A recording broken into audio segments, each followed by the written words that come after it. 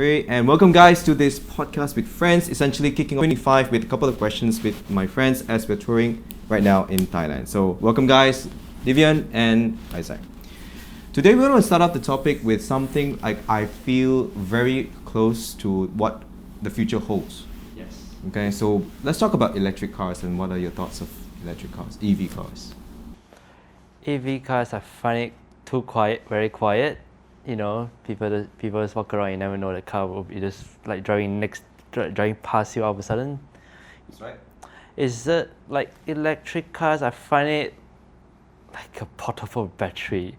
Technically, your rolling power bank for your phone. Oh, sorry about that. I might mute this. So, all right.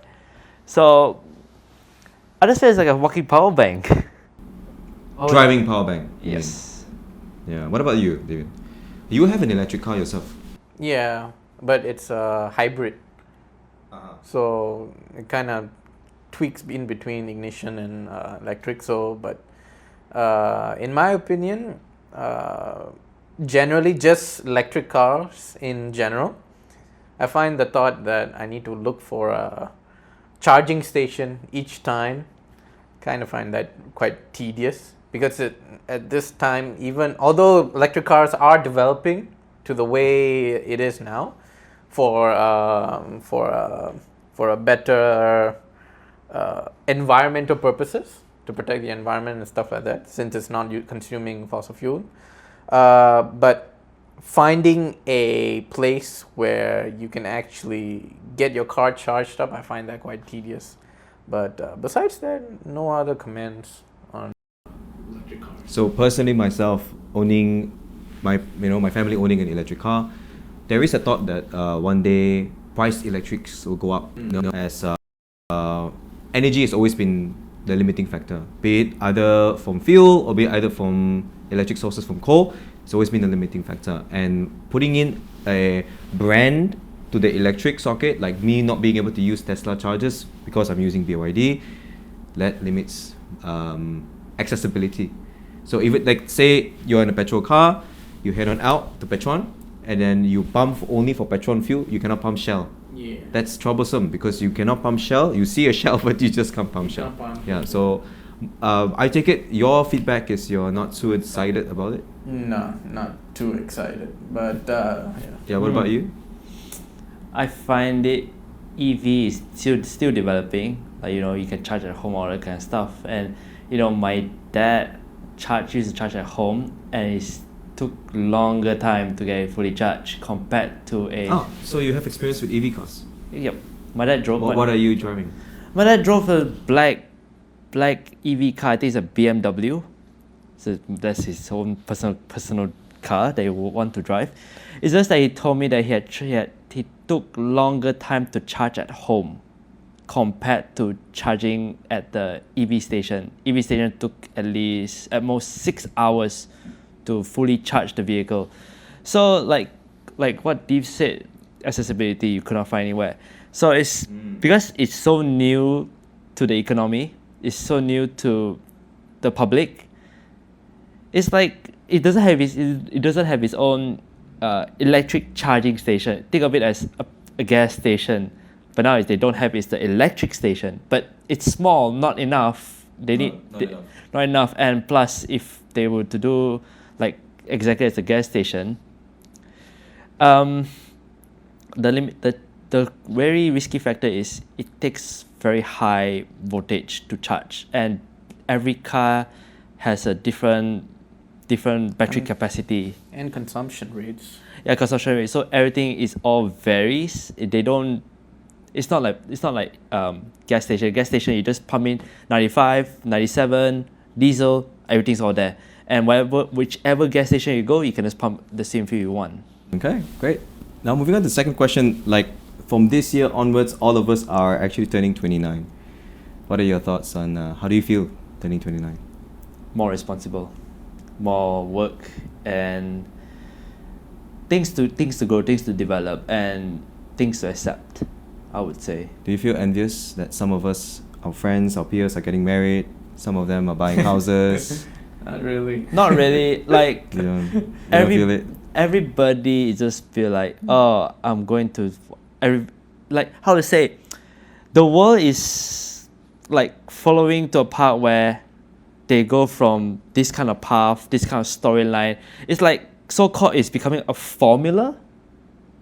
Like, I mean, it's always been that formula, right? Like, yeah, it's get like, married by the age of 18 and then go to school, graduate, but then get a girlfriend, get a wife, and all that. Correct. It's more like it's. But right now, the question is, we're already at 29. We are literally one away from 30. 1/3 of our life is, we should have a niche in what we do right now. So, what are you chasing? What are your thoughts on it? I think a chase is just mainly like do what you feel best for yourself, for your future. Like for the sake of what you want to do. Like Yourself? Myself is just get career driven, get myself more like, I want to be more like achieve more things, go out, do something, things that I missed out, things that I couldn't do in my early 20s, because Oh, okay. in our early 20s Right. back So then. what's the limiting factor that stopped you from doing it in your early 20s? Like, that's very odd to me, because nobody's the other way around. But more like funds, I would say, because for me it's like, in my early 20s I was still studying in uni, so of course most people graduate at age of 23. So for me, it's like I graduated like maybe 2 years late. So, and also martial status, financial standing from other people. That some people may born rich, some people may born poor. Sure. So, not everyone is able to follow the formula. You know what I mean? Everybody has setbacks. I wouldn't say like, oh, you graduate, done, and then you go based on what you do. I would say I'm not in a rush for like marriages or anything, because I still need like to develop, to actually sustain, to actually carry forward a family life. So in terms of that, as Isaac would say, develop my career, make sure I learn more, and it doesn't really matter when you get married. Your value actually increases as you age anyways. for men. Yeah, for men. Yeah. But for women, it's a different case. Yeah, see. Yeah, but in my case, since I'm a guy, the more I develop throughout the years, age is still just a number to me. Unless I'm going like 40s and 60s, then that's a totally different issue. But for now, it's just maintaining my career and try to develop a status or a situation where I can actually afford a house, cars, something that I can actually sustain. Which one comes first, the car or the house? I would say the house. The house comes first. Shelter first. Would it be in Penang? Yeah, or financial KL? stability. That is still up for discussion, honestly. Yeah. But if it's KL, it's a little difficult. But Penang, it shouldn't be much of a problem. Yeah. But yeah, financial standing is the most key important thing when it comes to family sustainability. That's one thing. But yeah, career driven, and another thing, have fun while you're going, before you head to marriage. Once you're in marriage, you're set in stone. Secret success stories that we have never shared to each other. Oh, Success stories. success story. I'm not too sure if I have one, but you guys go first. I would say my secret success stories. I would say my opportunity to go to US, I believe, because although I was taking the American twinning program, I had to really bust my ass to actually get the necessary qualification to actually go for that university and to bypass that threshold so that I actually qualified to go there. So when I got that chance and I was qualified to go for that university, I was thrilled. I considered that as a major success. And when I was there, I was able to learn, adapt, and break out of my shell. So although there were some ups and downs there, but it actually evolved, made me evolve to another type of person where I wasn't so timid, and I was really timid and I was really skinny back in the day. Yes. So, yeah, I'm sure all of you guys knew. My stomach was like about this big. Yeah, I recall there was a fence that you can go through. Yeah, I can go through a fence, yeah. You're the only person that can go through that fence. Yeah, so I was really thin back then. So when I went to the States and I decided to change myself, I started going to the gym, started studying hard. But at the same time, I was having fun like every other Fridays. And it was really easy for me to mingle over there. So it actually helped me change for the better. And so once I came back, I just brought everything back here. And I would say that would be my major success. It's basically, I succeeded in evolving. Yeah. So I see that as a win.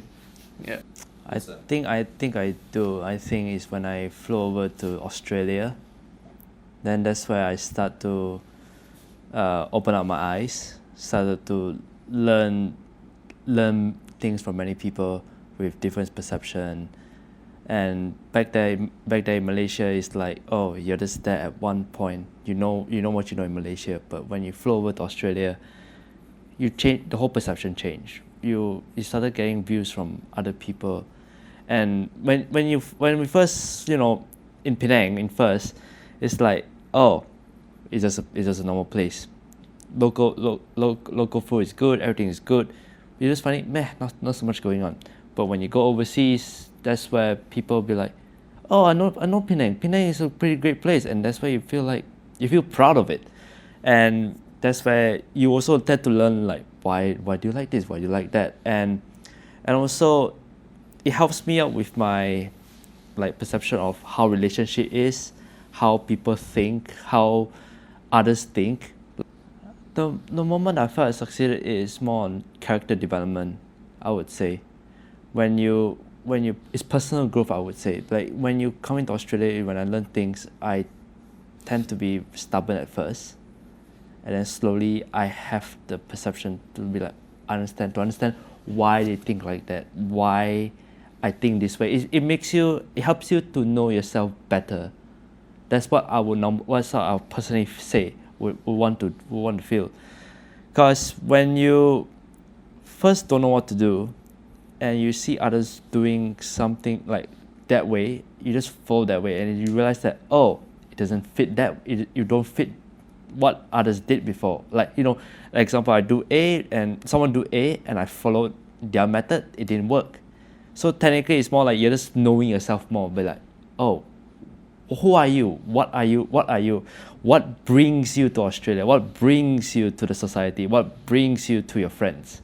What brings you to your family? And what brings you to your loved ones? So when you slowly know all this together, you tend to put a piece, and that's how it represents the actual you. So my biggest success is knowing who you are and also know when to say no, when to say yes, and also when to draw a line. So that's why I love personal development, and I'm still figuring it out. I can be stubborn as hell, but for me, I still continue to grow. Nice. Now coming to my personal development, very interesting because you guys have most of your personal developments happen outside of Malaysia. Do you guys realize that? Yep. US and Australia. I've been in Malaysia the whole time. So what can I do, right? Yep. One of the secrets that I never actually shared, I guess, with you guys is actually it happened right in Thailand as well. So there was a time when my parents sent me over here. I think it was 2 years ago. I was swiping Bumble like you right now, and then I met with this girl. She brought me over to an outdoor, we call it like a mountain scaling kind of an activity. Oh. I've never did bouldering, and I'm very weak in my upper body. Yep. So weak that even regular swimming would hurt my muscles. So the idea of just being there with a date, you got to show for it lah. You can't back down. So I went for it. So halfway through my Bangkok trip, my mom, my brother was still here. I actually bailed out. I actually went 2 days earlier back to Penang. Here. Our scheduled days was 5. I only went 3.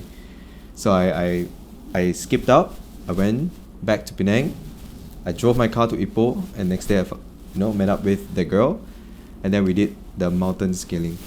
So as nervous as I was, the mountain scaling is different from what you go from like the normal rock kind of projects, because the path is set for you, red color, yellow color, and blue color, whatever not. But in the real world, when they do that kind of a lane securing, the lane pathing, you have to find your own lane. There will be someone to put a rappel above you, the safety harness, but you have to find your own lane. And you start from ground zero, like the rock is right above you, is 90 degree, and then sometimes it's even like sunken in like this. So I'd have no experience. But me being me, I have to again show for it. I had my biggest success was actually not even watching YouTube video, just literally hands-on, not even with gloves, using my hands with a lot of talcum powder.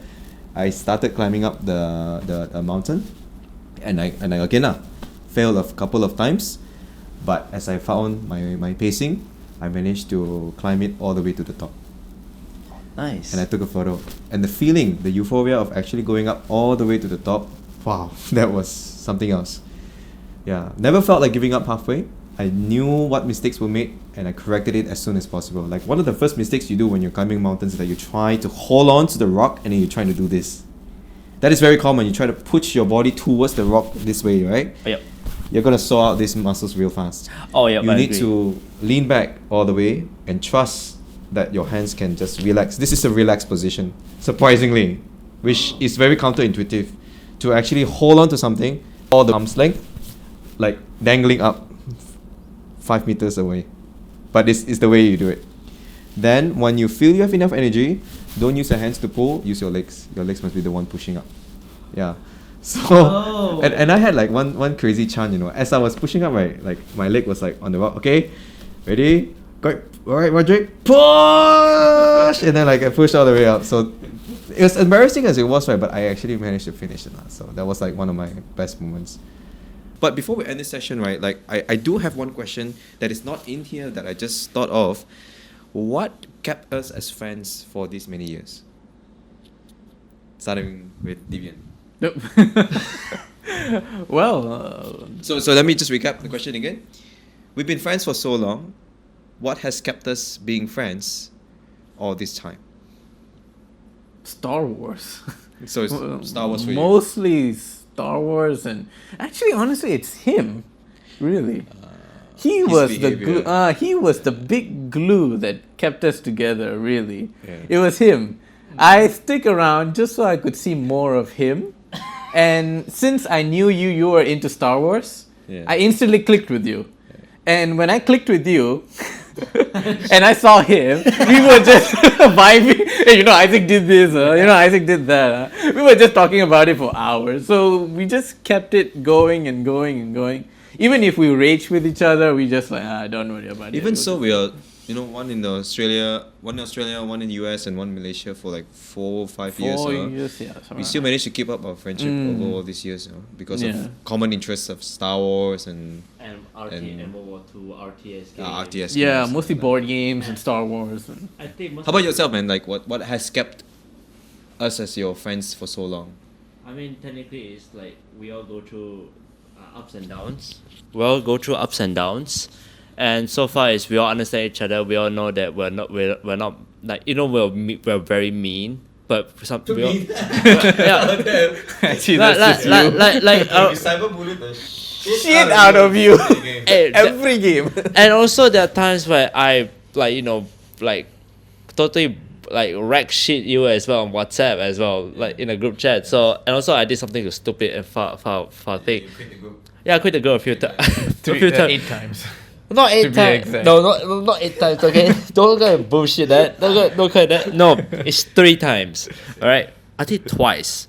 Okay, so what kept us going is because all of us understand each other. Like we all don't mean to be, we can be assholes to each other, but better the day is we'll still stick together and we all have fun, and we just fuck around. We all understood each other to one point that there's no point. Like we have known each other for like what, since 2014, 15 until now. It's been like 10 years or 11 years, I would say.